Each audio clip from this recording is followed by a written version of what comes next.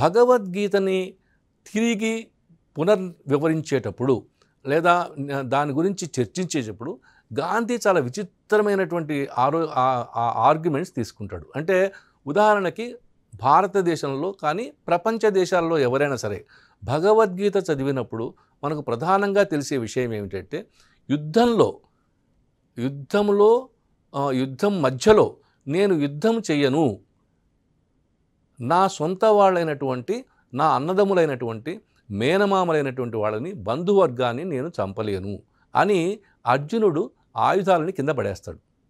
అప్పుడు కృష్ణుడు రాజుగా నీ ధర్మము అనేది ప్రబోధించి అతన్ని యుద్ధోన్ముఖుణ్ణి చేసి అతని ద్వారా యుద్ధాన్ని చేసి మహాభారత సంగ్రామాన్ని నడిపిస్తాడు. ఇది మనకు మామూలుగా భగవద్గీత గురించి ఉన్నటువంటి అభిప్రాయం.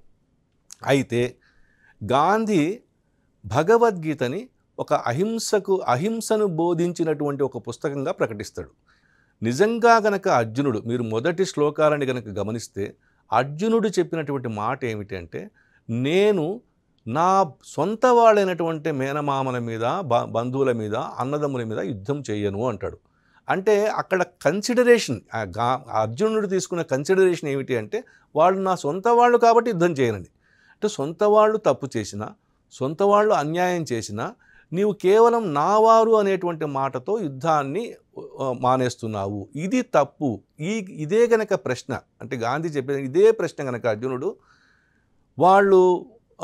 వాళ్ళు తప్పు చేసినా సరే, వాళ్ళు నాకు బంధువులు అయినా కాకపోయినా సరే, వాళ్ళు తప్పు చేసినా సరే, వాళ్ళు మా పట్ల దుర్మార్గం చేస్తున్నా సరే, నేను అహింసా మార్గాన్ని ఎన్నుకుంటాను అంటే బహుశా శ్రీకృష్ణుడి యొక్క ఉపదేశము అర్జునుడికి వేరే తీరులో ఉండేదేమో అని ఒక మాట అంటాడు.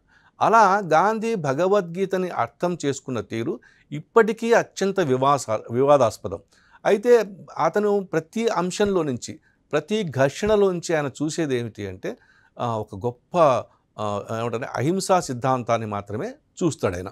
ఇలా గాంధీ యొక్క అహింస అనేటువంటిది ఇటు భారతీయ పౌరాణిక తత్వశాస్త్రంలోంచి తీసుకున్నాడు, జైన మతంలో నుంచి, బౌద్ధ మతంలో నుంచి, వైష్ణవ మతంలో నుంచి, సనాతనంలోంచి కూడా తీసుకున్నాడు ఆయన.